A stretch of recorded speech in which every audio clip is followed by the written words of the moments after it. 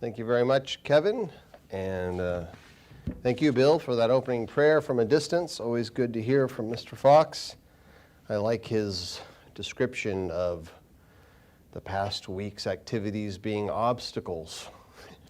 I often or at least this morning, I don't know if I can say often, but you can think of your life as like an obstacle course. And I don't know if any of you have ever driven one of those when getting ready to get your driver's license. Don't know if they do that much anymore. I'm sure some schools do that. I can imagine each day of the week or the end of the week, kind of look back at the obstacle course and say, how many cones did I knock over this week? Might be several dozen on my end. I don't know about you. In any case, when it comes to obstacles, the Eternal Church of God finds it necessary to mention once again our financial situation. We made several announcements about this over the last year, which resulted in a few people who stepped up and sent tithes and offerings to this branch of God's work, but it has continued to be inconsistent, and so these last few months have been particularly difficult, and we've needed to reduce our expenses. So going forward, we will not be meeting for services every week in person. However, we will make something available online each week on the Sabbaths where we do not gather in person.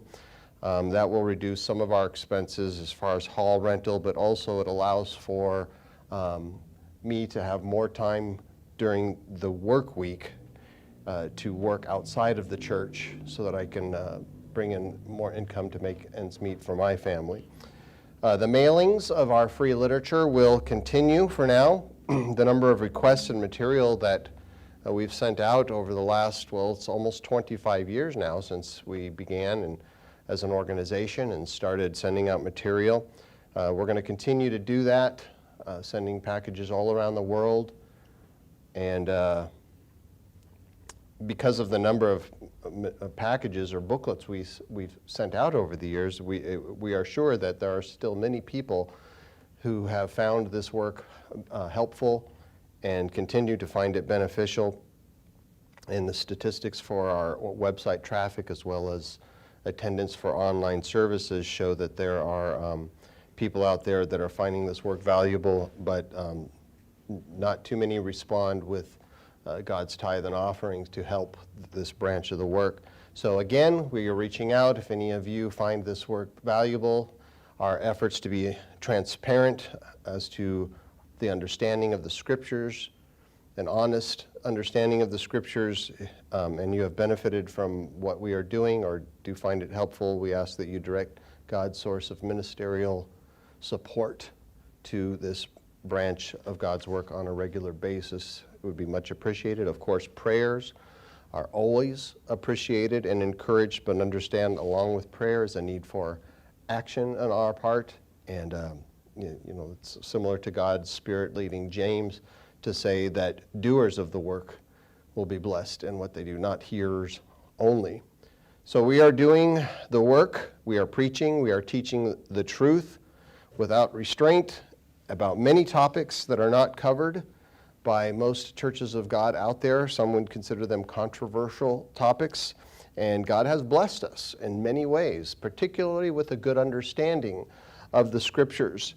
And one of those topics that I think we have a good understanding of is the prophesied third temple. And that is going to be the subject of today's message, the prophesied third temple. So let's open your Bible and turn over to Mark chapter 13. This subject might, to some, sound a little complicated as we go through some of these facts and details.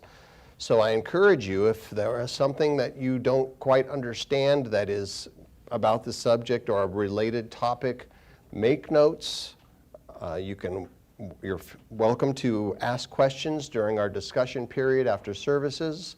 For those of you who attend regularly that are a part of the church who would like to be a part of that discussion, if you're not aware, we have one every week after services. We had for more than 20 years, and we have made it available for people outside of where we attend here to attend on a conference call. If you're interested, you can contact us for information about that. But even if you do not participate in that, make notes. You're welcome to send us an email or a letter or what have you, and we'll answer the questions that you have to the best of our ability. While most of Christendom believes that people die and they go quickly to heaven or perhaps to hell or some waiting period place, that belief does not come from the Bible. And what the Bible says is that the kingdom of heaven, also referred to as the kingdom of God many times, that it is going to come to this earth. God's government will come to this earth and be established on this earth when Christ returns. But before he comes as King of Kings, there are many prophecies to be fulfilled. It has been estimated that about a third of the Bible is prophecy, and much of it has yet to be fulfilled.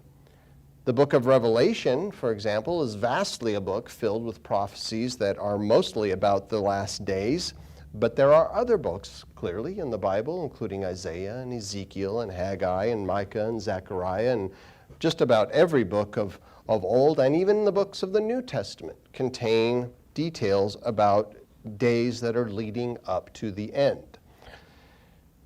Now, when Jesus was asked about this from his disciples, about signs of his coming, which means his second coming, about the end of this age, he described events that are found in the seven seals of Revelation, the seven trumpet plagues, the seven bowl plagues. And within his prophecy, Jesus said that there will be something that triggers those events, something that will trigger great tribulation and the beginning of the end of days. In Mark 13, this is one place where it is recorded, Mark 13 and verse 14.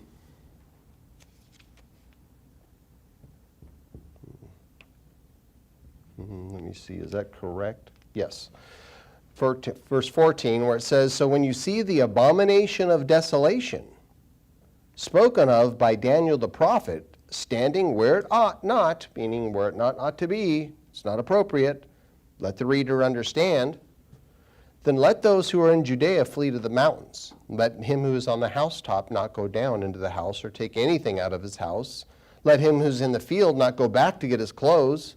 Woe to those who are pregnant and those who are nursing babies in those days, and pray that your flight might not be in the winter. For in those days there will be tribulation, such as not has been since the beginning of the creation which God created until this time, nor ever shall be." So the adverb beginning this section, and I'm going to focus in, it's good to consider the context here, but I'm going to hone in on the first verse here. The adverb so when you see these things, it's translated as therefore in Matthew 24, which records the same conversation.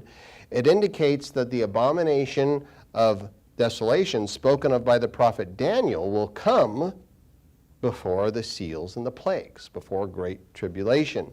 So the desolation, therefore, we see it ignites or it begins, it ignites the fuse that will last for several years after that. There will be wars. There will be famine, there will be pestilence, there will be pandemics, there will be a series of plagues blown and poured out by angels of God. And therefore, in order to know what the abomination of desolation is, we need to understand. And what that means is let the reader understand. It means look at the book of Daniel. That's what Christ spoke of, the book of Daniel. So let's go over to Daniel 12. Daniel chapter 12. Actually, we're going to pick it up in Daniel 11. Now, Daniel, considered by many to be a minor prophet, and those terms, major and minor prophet, when referring to books in the older volume, it basically means, well, some were more prolific as far as their recorded words go. I don't think any prophet of God can be considered technically minor. But Daniel, he wrote several profound prophecies that speak of empires and events that would play out over the centuries. They culminate with the end of this age and Christ's return. Now, if you're not aware, some of you might not be aware of the dualities in prophecy, depending on your understanding of the scriptures. God has displayed a consistent pattern of prophecy where many events he brought to pass that have already passed, even though he said that they would happen before they happened, they've passed now, but they reflect nearly identical events that will happen again. It's a common theme throughout prophecy of the Bible, and the abomination of desolation that Christ referred to is no exception. So the prophesied disgraceful act that Christ spoke of is found in 2 chapters of Daniel, but it is first mentioned in chapter 11, where God foretold of 2 empires that would exist, and he calls them the king of the south and the king of the north. And their titles come from their locations. The central location would be, the area of Palestine or the Promised Land, and then empires north and south would be what God is referring to in the prophecy. So the king of the north that God foretold of in chapter 11 of Daniel, this empire did arise with a leader, a Roman emperor by the name of Antiochus Epiphanes. And he rose up to power in the 2nd century BC. So clearly near 200 years before Christ even referred to that prophecy going to occur again. The king of the south, spoken of in Daniel 11 and 12, there was an Egyptian empire under the rule of King Ptolemy. And for a time, these 2 kings, Antiochus and Ptolemy, they found some common ground, and they had some shared interests and shared things together, but it didn't last very long. In Daniel 11, in verse 27, it was prophesied that both of these kings' hearts shall be bent on evil, and they shall speak lies at the same table, but it shall not prosper, for the end will still be at the appointed time. While returning to his land with great riches, and this is talking about the king of the north, his heart shall be moved against the holy covenant, and he shall do damage and return to his own land. Antiochus Epiphanes was notorious for hating the Jews, and he did great harm to them while conquering areas of that region of the earth. And that area was under control of the king of the south for a time, King Ptolemy, and also others over the years. In Daniel 11, verse 29, at the appointed time he shall return and go toward the south. But it shall not be like the former or the latter, for ships from Cyprus shall come against him, and therefore he shall be grieved and return in rage against the holy covenant and do damage. So he shall return and show regard for those who forsake the holy covenant. So it's speaking of doing damage to the Jewish people, the people in Judea, those who have the holy covenant. And it speaks of having regard for those who forsake that covenant. And it's talking about traitors, basically, spies, that would report back to him and give him information so that his campaign against that place and those people would be more successful. So Antiochus regarded those traitors as friends, and he rewarded them for the information that they would provide and allow him to better or more swiftly infiltrate that area at opportune places and times. In Daniel 11, verse 31, and forces shall be mustered by him, and they shall defile the sanctuary fortress, and then they shall take away the daily sacrifices and place there the abomination of desolation. Now, what is spoken of here by God to an angel who delivered the information, the details to Daniel, this occurred in approximately 160 BC. There's a debate on exactly what the date, no debate on that it didn't happen, but it's known that it happened. But there's debate. Some say 168, some say 156. I'm going to say approximately 160 BC. When Antiochus and his armies invaded Jerusalem, they took control of the temple. And the first book of Maccabees is one of the documents, the historical sources that talk about the bloodbath that occurred at that time.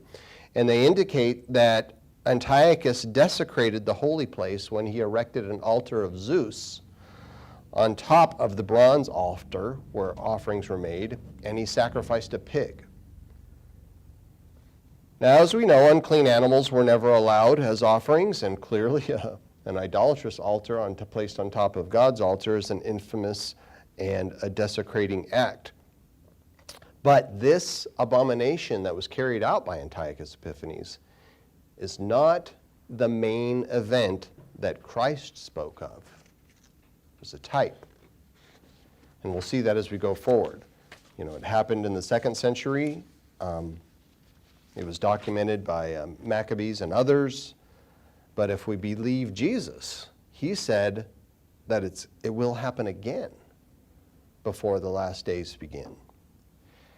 So Daniel 11 continues with the prophecy, and it uses dialect indicating that it's something that didn't just happen one time, long after Daniel had died, but it's going to happen twice in human history. And we'll see that as we go forward here. Daniel 11, verse 32 says that those who do wickedly against the covenant, he shall corrupt with flattery, talking again about those traitors. But the people who know their God shall be strong and carry out great exploits. And we can compare this to what Christ said about in the last days, people are going to turn against one another. And he's talking about people in the church of God. They're going to turn your father, your mother, your sister, they're going to turn you in. They'll turn against you trying to save their own skin. So there's an application of that. But it also talks about people who remain faithful, that they're going to do great things.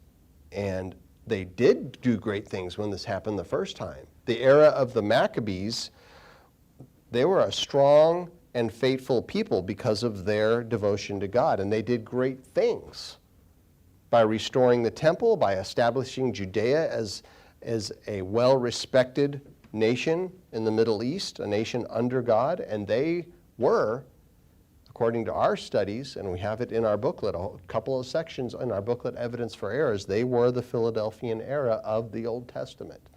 And once again, prophecies are dual in nature. There's the 7 letters in the book of Revelation, Revelation 2 and 3, that are prophetic eras of church history from the time of Christ unto the end of the age. And they reflect eras of church history in the past, eras of the older writings. So if you are interested in that subject, it's a fascinating subject, and it is a very helpful subject to understanding many prophecies and other scripture.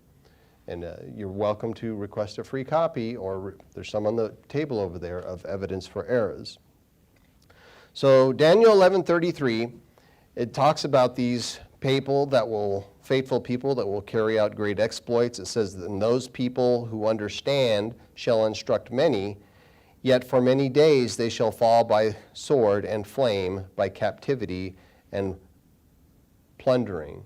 So again, it's talking about there's this restoration of faith and the temple by the Philadelphian era, which happened once under the leadership of an era known as the Maccabees, but also a persecution that will come after this.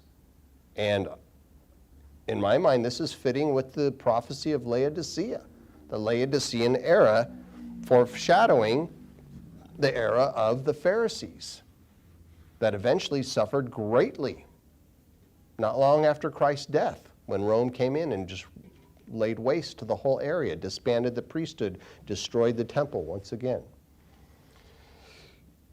So I could jump right to the next time where it mentions the abomination of desolation, but I think it's important for us to consider the context so that we'll recognize that this is a dual prophecy, that it's not just something for the past, that this has not been entirely fulfilled yet. In Daniel 11, verse 34, now when they fall, they shall be aided with a little help, but many shall join them with intrigue, and some of those of understanding shall fall, to refine them, to purify them, and make them white, until the time of the end, because it is still for an appointed time. So, again, here we have some details of indicating the duality of the prophecy. The wording does leave room for a time of end for those who experienced the Roman invasion, but it leans toward the time of the end after a persecution of God's people found in the last era, as described in the seventh letter to the era of Laodicea in Revelation chapter 3. Daniel 11 and verse 36, then the king shall do according to his own will. He shall exalt and magnify himself above every god, shall speak blasphemies against the God of gods, and shall prosper till the wrath has been accomplished. For what has been determined shall be done.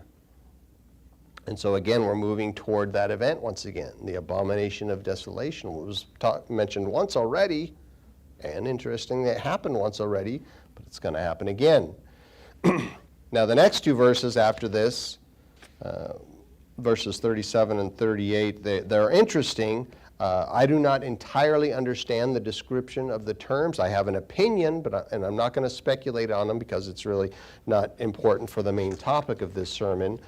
But I want to go just forward a couple of verses to Daniel 11 and verse 39, where it says, thus ye shall act against the strongest fortresses with a foreign god, which ye shall acknowledge, and advance its glory, and ye shall cause them to rule over many, and divide the land for gain.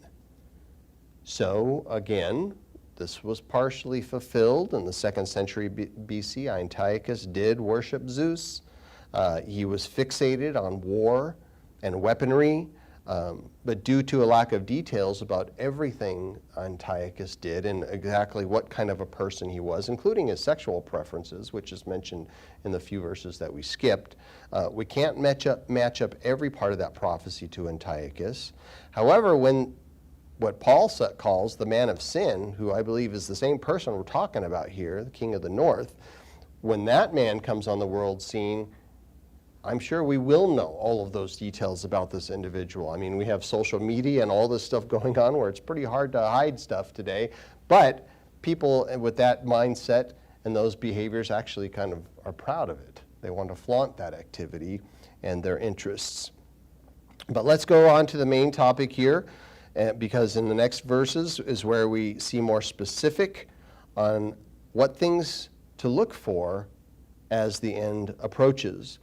In Daniel 11 and verse 40 it says, at the time of the end, the king of the south shall attack him, and the king of the north shall come against him like a whirlwind, with chariots and horsemen and with many ships, and he shall enter the countries, overwhelm them, and pass through. Now, don't let the old world descriptions here of chariots and horsemen cause you to think that this is something only for the past. I mean, Daniel, think about it. Daniel was given words, terms that he could relate to. And there were not words yet, probably, for things like jets and missiles and tanks and what have you. And so we have terms here describing mechanisms of war that would have been used at that time. The king of the south that is mentioned throughout this chapter is a confederacy of Arab peoples. At that time, it was led by Ptolemy in Egypt.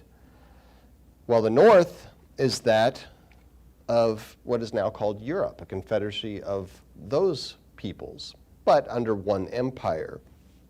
And we have seen, actually, in the last decade, haven't we, that Europe is becoming more and more united. And, you know, we've had for some time now a common currency in Europe called the euro, and other common interests and an increasingly common government. I mean, there's movements actually right now to have a common army in Europe, an army of Europe, not just different nations in Europe having their own military.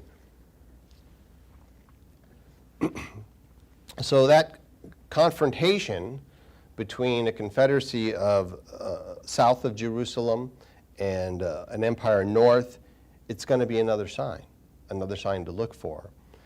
In verse 41, it says of this man, he shall enter, and his empire, he shall enter the glorious land, and many countries shall be overthrown, but these shall escape from his hand, Edom, Moab, and the prominent people of Ammon.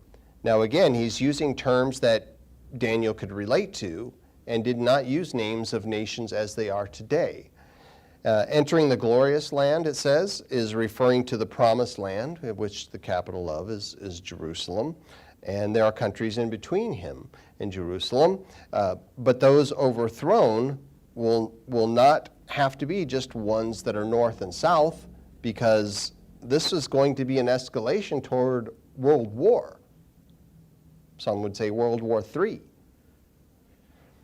It's going to affect the entire planet, or nearly every part of the planet. You know, not every world war had every single nation involved, but they still called them world wars because the majority were involved. So those to escape, it says, and being overthrown, are in between the north and the south, in between Europe and the south. And it's known, actually, and we've talked about this in the past, I gave a sermon on the Arab people and prophecy.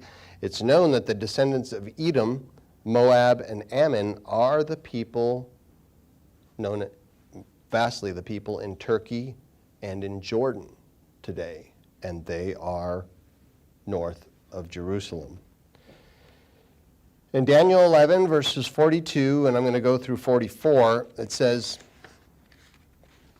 well, maybe 43, he shall stretch out his hand against the countries, and the land of Egypt shall not escape.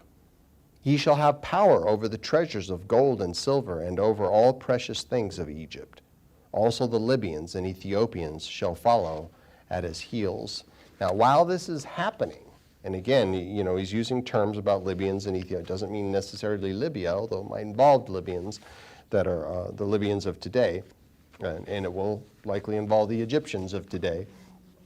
But while this is happening, it says in verse 44, but news from the east, while this is going on, he's making his way down to take news, and has done a lot of damage. News from the east and the north shall trouble him, and therefore he shall go out with great fury to destroy and annihilate many. Now, if you look at the region, you look at a world map, you think, okay, well, what's north and east of that? Well, it's talking about Russia. North and east is Russia and other nations, of course, in between, but the largest one east of that is China. And this past week, we have seen, once again, an increasing friendliness between these two nations, between Putin and Xi, who met together with I don't know if any of you have heard about it, but a controversial hot mic recording of some disturbing content, words being exchanged between these two leaders of Russia and China. In Daniel 11 and verse 45, it says that he shall plant the tents of his palace between the seas and the glorious holy mountain, yet he shall come to his end, and no one will help him. So it's going to look like this person and his empire is really taking control and going to prosper, but it's not going to last. It's not going to continue. And when it talks about planting his tents, the tents of his palace between the seas and the glorious holy mountain, it means planting a headquarters, having one of his headquarters established in that area, which is between the seas and the glorious mountain. It's talking about the Mediterranean, and of course the glorious mountains are hilly areas in the promised land. And the mountain, you know, is often used symbolically to represent a government. And so it could be that it's talking about the glorious mountain of Mount Sinai. That is a possibility, but regardless, it's going to still be down that way. Now, ultimately, this man and his empire will fail, as it says. But these are happenings that Christ pointed to. Let them who read understand that these things are things to be aware of. And, if we're wanting to know how close we are to the end of the age, take a look and see, are these things happening? I mean, we are definitely getting closer regardless if they started. And when this starts, it won't take long for things to move forward very quickly. And there's a reason why I think that we should understand this, which I'm going to get into in just a few moments. But the prophecy, it doesn't end there. We're going to go into Daniel, a little bit of Daniel 12 here. And Daniel 12 says that, and again, this is an indication he's talking about the end of this age, where it says, at that time Michael, talking about the angel Michael, shall stand up, the great prince who stands watch over the sons of your people. And there shall be a time of trouble, such as never was since there was a nation, even to that time. Sounds like what Christ says, doesn't it? And at that time your people shall be delivered, everyone who's found written in the book. Now, the prophecy, it moves right along here to mention several things that are going to happen during that time, but it doesn't mean they're all going to happen in the same week or in the same month. It's going to be a period of time, and it speaks of great tribulation, same thing that Christ mentioned. It talks about how certain people are going to be persecuted, and certain people are going to be protected. And it jumps forward to a brief description of the resurrections. And this is similar to the prophecies that God had given John. And how they kind of jump a little forward and back in time a little bit just to say, well, here's a little detail about that, and then we'll get back right on track with what we were talking about previously. But in verse 2 it says, many of those who sleep in the dust of the earth shall awake, some to everlasting life, some to shame and everlasting contempt. Those who are wise shall shine like the brightness of the firmament, and those who turn many to righteousness, like the stars forever and ever. But you, Daniel, shut up the words and seal the book until the time of the end. Many shall run to and fro, and knowledge shall increase. So we see much of this being fulfilled today, that the book was to be sealed up, that people vastly wouldn't understand everything that was written in it. And we don't understand entirely everything, but we understand a great deal today because of what God caused to come to pass, and also what God said is going to happen in other books and in books of the New Testament.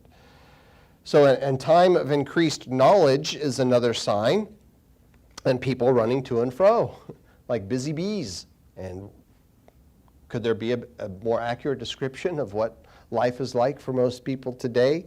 Our age fits this, but it says the end is not yet. So we've read about the abomination of desolation and what it represents. And interestingly, that triggering event that Christ talked about is revisited when Daniel's conversation with this angel, the angelic messenger, continues in verse 5. Daniel 12 and verse 5. Then I, Daniel, looked, and there stood two others, one on this riverbank and the other on that riverbank. And one said to the man, and one said to the man clothed in linen, who was above the waters of the river, how long shall the fulfillment of these wonders be? Then I heard the man clothed in linen, who was above the waters of the river, when he held up his right hand and his left hand to heaven, and swore by him who lives forever, that it shall be for a time, times, and half a time. And when the power of the holy people has been completely shattered, all these things shall be finished. So there is the famous quote of times, time, and half a time, which our studies and most in the Church of God recognize this to mean a 3.5-year period. Times, time, and a half, half a finger up there, 3.5-year period of time. And a full explanation of that part of the prophecy is offered in our booklet, A Place of Safety. I meant to bring up one and show it to those who are attending on the internet. But you're welcome to request a copy of that, and that subject of the 3.5-year period of safety is discussed throughout the booklet, along with many other details of prophecy that will lead us to the end of this age. So Daniel, he listened to this, to what God wanted to be known, but Daniel did not understand most of it. And it says that they could only be known later. God even said, seal it up. It's not going to be known until later. These were prophetic details for a time that is nearing the end. In verse 8, it says, although I heard, and this is Daniel, he's speaking of himself, although I heard, I did not understand, and I said, my Lord, what shall be the end of these things? And he said, go your way, Daniel, for the words are closed up and sealed till the time of the end. Many shall be purified, made white, and refined. But the wicked shall do wickedly, and none of the wicked shall understand, but the wise shall understand. And from the time that the daily sacrifice is taken away, and the abomination of desolation is set up, there shall be 1,290 days. So here again is mentioned the event that Christ said to be aware of, the abomination of desolation. It includes when the daily sacrifice being taken away or stopped.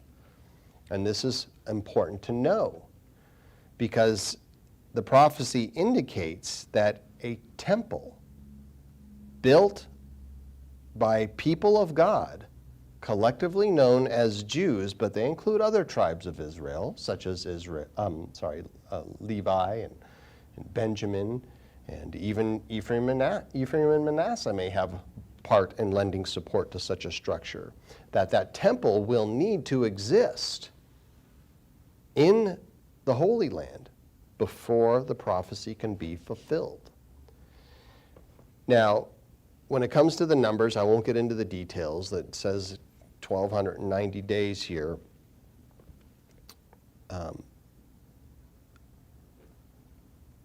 I might discuss that in another sermon, but it is talked about again in our book, A Place of Safety. Verse 12, it actually begins at 1,335 days, which is mentioned in verse 12 of the same chapter. So there's a countdown here beginning with 1335 and then goes to 1290 and then goes up to 1260. And 1260 is what?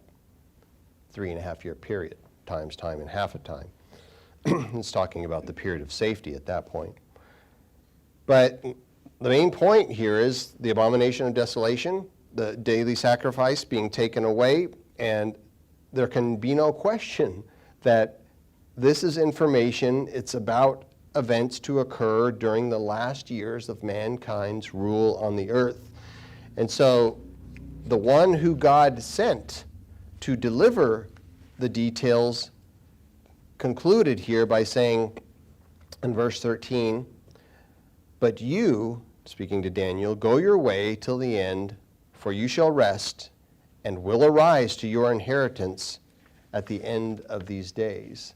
So the end of those days will be the time after the dead in Christ are raised, when those chosen meet him in the air and they go to the wedding supper, and then they will return with him when he comes to the Mount of Olives. That's the tens of thousands of saints that Jude and verse 14 talked about. It's the time when Christ returns in Joel 2 that's talked about, when angels come down and they just wipe out every bit of resistance in that area. It's Zechariah 14, it's Revelation 19. There are many other prophecies that talk about that. But when we go back to where we began in Mark 13, with Christ talking about this event, and this is something to be on the lookout for. It's also mentioned in Matthew 24, that same conversation. Beginning in verse 15, when you see the abomination of desolation spoken of by Daniel the prophet standing in the holy place, whoever reads, let him understand. Then he goes on to say, let those in Judea flee. And in other words, you don't want to stick around after this happens to let's wait and see what happens next. No. Get out. Don't look back. Don't go back for anything. And it says there's going to be great tribulation after that, such as has not been since the beginning of the world until the end of time. So the abomination of desolation is going to be a sign of the beginning of great tribulation, and that tribulation is going to continue until the end of this age, until Christ returns. Now, he was told that it was something, or we are told that it is something that will happen in the holy place, just as it did with Antiochus Epiphanes, the holy place. And we have historical documents outside of the books in the Bible verifying that it did happen in the 2nd century through the Roman Empire. However, that was more than 2,000 years ago. And yet, Christ, the Revelator, indicated that this is something to look for before he comes again. And so it's added by Daniel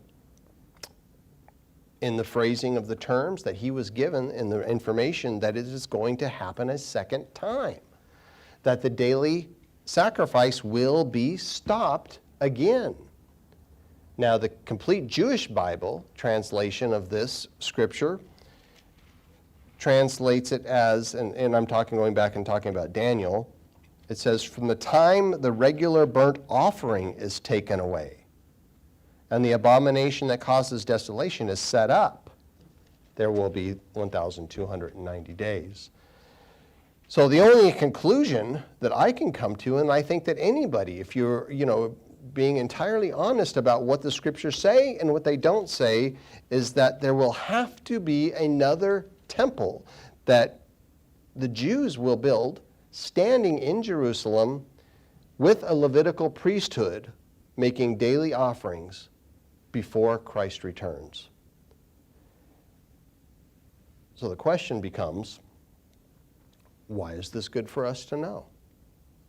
Why should we understand that? Is it a salvational issue? Well, perhaps not a salvational issue, but I think it can be very important for us to know for several reasons. And what prompted a review of this subject is some in the Church of God are saying that a temple of God in Jerusalem does not need to exist before Christ returns. Now, if that were true, then any false prophet can come and say, well, Christ is coming and the last days have begun, and although these details haven't taken place, they're just symbolic, it means something else. And this has happened in the past. And shockingly, it happened recently, or I could say relatively recently, within the Church of God. Let's go to 2 Thessalonians 2. I'm going to begin the next scripture there, but I want to offer some of the reasons that I had decided to review this subject today. Several years ago, I was told about a sermon given by a well-known minister in the Church of God. He's a minister who now I would consider to be a false prophet. And I listened to the sermon where he presented an erroneous interpretation of the man of sin and a third temple. He claimed that the temple was not something physical, or even if it were, there did happen to be a physical temple, that the prophecy is talking about the temple of the church, is what he said. And he said the man of sin was going to be a minister in the Church of God. And of course, it was not going to be a minister within his branch of the Church of God, because they are aware of these things. Now, he proceeded to tell people that the end is very near. It's very close. And he began to teach his people that they should mortgage their properties, that they should liquidate their assets on anything unnecessary to have at their disposal, and send the money to his organization so that the work could increase. They could vamp it up. Now, shortly after I heard that, I had given a sermon about the man of sin, and a third temple, explaining the prophecy of Paul and how it could not be talking about a minister in the church of God being that man of sin. And I gave scriptural reasons why. But if one were to begin to think that the prophecy of the abomination of desolation was talking about something that was going to happen within the church of God, within the body of the church, and one of these organizations out there, then many other scenarios would seem plausible, and we could be deceived in other ways. More recently, I read an article published by a minister in a prominent church of God who offered his perspective about red heifers and the third temple. And in this article, he didn't come right out and say that, there's not going to be a third temple before Christ returns. But he asks the question, he asks, what temple will the Messiah come to when he returns? And he quotes Malachi 3, quotes Haggai 2, and mentions the last chapter of Ezekiel, all of which speak of a millennial temple, and a temple that's going to be built sometime after Christ returns. And he wrote, and I quote, "When Jesus Christ returns with supreme power and glory, he will not return to a physical temple, but he will come this time to a glorious temple, the church. It will be a spiritual temple made up of the saints of God, in which God's presence dwells by the Holy Spirit." Now, what I saw happening in this article, and it was kind of subtle, and I don't think it was necessarily malicious or anything, but there's a mixing of apples and oranges here, kind of throwing it out there saying, well, they're all apples, when they're three different things. Now,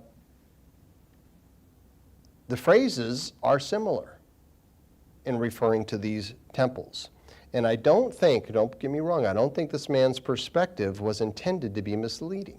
But it does, nonetheless, leave room for people to doubt whether or not there will be an actual temple before Christ returns.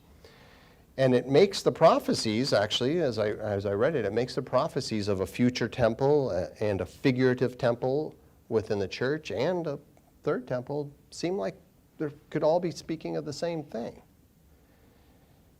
And it gets confusing at that point. Number one, there is going to be a third temple that must stand if any sacrifices can be stopped.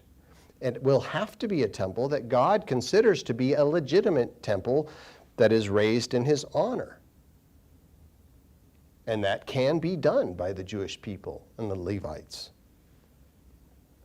And then the temple will have to be defiled by invaders. Now, after Christ returns, sometime after he comes, steps down on the Mount of Olives, the mount's split in two, and there's going to be, a huge earthquake and all kinds of terrible things that occur. There's going to be a millennial temple. That temple will be built, and it will be very different in its size than any previous temple. Now, that temple is described in several prophecies, including Malachi and Haggai, and much detail given to it in the last 8 chapters of the book of Ezekiel. Now, that temple will not be the same one that will be built before he returns. Don't confuse the two. In fact, I've said in the past that part of the reason Christ is going to come down, the Mount Olivet is going to split in two, and a huge earthquake is going to be to reshape that entire area, to make it possible to build the millennial temple. Because right now, the dimensions given by Ezekiel for the future temple after Christ returns, it would not fit in that area. It's too big. And all the surrounding areas, they're going to, the people of Israel are going to be returned to that land. The different tribes from around the world, they don't even know that there are descendants of those tribes. They're going to come back, and they're going to be given portions of area around the temple, portions of a land to live in. So there's going to need to be a reshaping of not just the valley of Jerusalem, but the entire area. And that's going to be part of the reason why there's so much you might want to say natural violence as far as earthquakes and what have you, but it's going to be something that's supernatural that causes it to happen. And I also think that there is probably something that has something to do with why Christ said, when these things start in Judea, get out. When these things begin, flee. Don't go back. Don't look for anything. Number one, the violence, but also some years later, when that happens, wow, anybody left there, pardon the expression, good luck on surviving. So then there's the figurative temple, and that's what's was mentioned by that minister I talked about before, the one that I would say is a false prophet. And also in the article, it was referred to a figurative type of temple within the church of God through those people who have the Spirit of God. Paul said in 1 Corinthians 3 and verse 16, do you not know that you are the temple of God and that the Spirit of God dwells in you? If anyone defiles the temple of God, God will destroy him, for the temple of God is holy, which you are. But that's figurative. It's figurative language. It doesn't refer to an actual structure as the other two temples do. Literal buildings. And you can't say, well, in the same prophecy of Paul, he's talking about something literal, and then he goes figurative, and then he goes literal again. You can't just mix and match as you see fit. There are three different things mentioned in separate contexts in the Bible. And so we don't want to try to mix them and weave them together, the symbols and prophecies where we think it fits, what we think. We have to allow the scriptures to interpret themselves. And that's why I wanted to read much of the context of Daniel. So while it's true, in the article that I had read recently, while it's true that Christ will not return to inhabit a temple that will be standing on the earth during the last days, I agree with that. His own prophecy, however, does indicate that he will return when a physical building does exist in Jerusalem in the last days. And that temple will have been established with daily offerings or sacrifices, same thing, those being carried out by Levitical priests. And this will be established for more than 3 years before Christ returns, as indicated by Daniel's prophecy, mentioning the 1335 in Daniel 12, and I think it's verse 12, and then 1,290 days mentioned in the scripture that we had read. So that temple that will be built, it will be a legitimate temple of God, a temple built by God's people, of which the Jews are God's people. They will have restarted the offerings, the sacrifices, as instructed to the Levites. So 2 Thessalonians 2,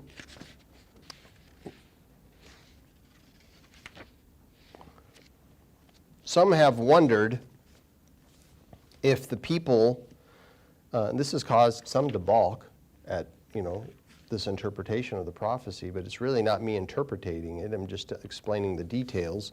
Some have wondered that if a people known collectively as Jews today, even though they consist of other tribes of Israel, yet they are a people who vastly have rejected Jesus as the Messiah. So how could they be considered legitimate people of God and have legitimate priests working in a temple that stands in God's honor? Well, the answer comes from God himself. And I'm not going to turn, but there are dozens of scriptures where God said over and over again that all these tribes of Israel, that they are considered to be his people. Now, sure, some are more faithful than others. Some people or some eras of those people have been more faithful than others. But it's said over 160 times, according to my Bible program. And it's even said of those people when they are not entirely faithful to him. So their heritage makes them legitimate people of God. But this includes, doesn't it? Think about it. This includes keeping God's laws. Because the Jews, they are commandment keepers. They are holy day keepers. They keep the commandments better than most professing Christian organizations out there. We have more in common, actually, with Jewish people than we do any Protestant organization, just because they say that that Jesus is the Messiah, which is very important. Don't get me wrong. They don't keep the commandments, and they honor pagan holidays and slap God's name on it. The Jews would never do such a thing. So, think of this comparison to the Church of God, because people in the Church of God, we call ourselves God's people, and we are God's people. But is everybody in the church faithful in all ways, keeping all the commandments of God? Does everybody do what God requires? No, they don't. God still considers them his people, some more faithful than others. And just because we're considered to be God's people doesn't mean, oh yeah, I'm in, it's a shoo-in, I'm going to be chosen, I'll be in the resurrection. No, there's more to it than that. But you can still be considered one of God's people. I gave a sermon on that subject actually in 2018 because of the confusion of who are God's people, and it's worth reviewing if you want to know who God's people are. So the abomination of Antiochus in the 2nd century BC was desecrating the temple and the holy place. And by that act, Antiochus, he declared Zeus to be God, but he actually declared himself to be the authority over God's place. So actually elevating himself above God in this way. So Antiochus, he was a type of what Daniel, Jesus, and, as we're going to read here, Paul prophesied would be a future man of sin, and he is going to do something nearly identical to what Antiochus did. In 2 Thessalonians 2, in the first verse, Paul said, "Now, brethren, concerning the coming of our Lord Jesus Christ and our gathering together to him, we ask you not to be soon shaken in mind or troubled, either by spirit or by word or by letter, as if from us, as though the day of Christ had come." In other words, don't believe people coming in saying something contrary, as if they're a part of the work we're doing. "Let no one deceive you by any means, for that day will not come unless the falling away comes first," which we believe took place. The apostasy within the Church of God has taken place. We are in the Laodicean era. It's easy to spot. "And then next, the man of sin revealed, the son of perdition, who opposes and exalts himself above all that is called God or that is worshipped, so that he sits as God in the temple of God, showing himself that he is God." Now, the minister that gave that sermon several years ago said that that's talking about a minister that's going to be in the Church of God. I ask, really? You think anybody would follow him if he said, "I am God, I am your Messiah, follow me"? Well, maybe some people would, but I think there would be very few in the Church of God that would follow such a man. But Antiochus, well, his invasion occurred 200 years before Paul wrote this prophecy. At least 200 years or somewhere around there. Clearly, Paul was writing about something that didn't happen yet. And it's still to come. And it's that event that will begin the countdown to the last days. And therefore, in order for the prophecies of Jesus, of Daniel, of Paul, and others to be accurate, there will have to be another temple standing in Jerusalem where duties administered by Levites, people who are known descendants of Aaron, and the work to build a temple like that, and for such a ministry to take place, and for those services to be considered acceptable to God, that effort actually began decades ago. It continues today through several organizations in Israel. Matthew 24, these organizations that are moving a third temple forward, they have already gathered enough funds necessary. It appears that they have plans made for the structure. They have made several temple instruments. I've seen images of, the silver trumpets to be blown. I've seen a magnificent 7-stemmed lampstand that they plan to put in that temple. They long ago traced the lineage of Aaron, and they already have priests that are known descendants of Aaron that are trained, that are ready to perform such duties. There are 2 organizations in particular that have been working on this for many years. One is called the Temple Institute. They have a website. You can visit it. The other one is called the Nesher HaKodesh Institute for Kohenic Studies. Now, when it comes to some of those terms, Kohen, you may have heard that used before. I've used it several times in the past, and it's because I have had several conversations with a man in town here, a doctor, who is a known Kohen. He is a known descendant of Aaron. And were he to pursue it, he would be able to be a legitimate priest of that temple. This man that I've had conversations with, though, although he agrees that a temple, the Jews have the right to build a temple and carry out ministry and services, he believes that Jesus is the Messiah. But he's still, of course, a Sabbath keeper, a command keeper, a holy day keeper. Interesting individual by the name of Richard Friedel. In any case, further evidence that a literal temple will be built before Christ's return is found in his description, and this is Matthew 24. We read Mark's account of that conversation, but I want to read a little bit of Matthew's account of that conversation, where Jesus said in Matthew 24 and verse 15, we're almost at the end here. I know it's going a little long, but Christ goes to say, "Therefore, when you see the abomination of desolation spoken of by Daniel the prophet standing in the holy place, whoever reads, let him understand." Now, the reason I want to read it again is because think about the holy place, this expression, standing in the holy place. This is not just a general term that's where something holy happens. Today's a holy Sabbath. We are having a service held in God's honor, and so this would be considered something holy. But this is not the holy place that Christ talked about. It's not figurative language here.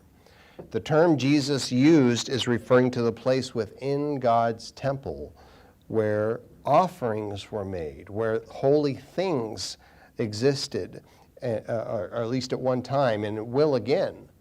Exodus 26 and verse 33 is just one place that talks about the holy place, where it describes a veil that was to be between the Ark of the Covenant and, keeping it in a separate room, but in the same building or structure as other things, such as the lampstand, the table of showbread, the altar of incense. Those were all to be in the holy place. So the holy place, clearly, it's a place within the temple. It was once within the tabernacle in the wilderness, and then when the temple was built, that's where it was, both the first and second temples, and it will exist again in a third temple. This is the area where Christ said a defilement will take place. And Paul, he was trained to be a Pharisee. He knew the law and the prophets, and he concurred with Jesus and what Daniel wrote, indicating it's the same prophecy. It's the same thing, indicating that there is this man he calls him a man of sin. He will invade, he will defile it, he will call himself a god, consider himself an authority above all gods in that temple. Christ wasn't speaking figuratively. Daniel wasn't speaking figuratively.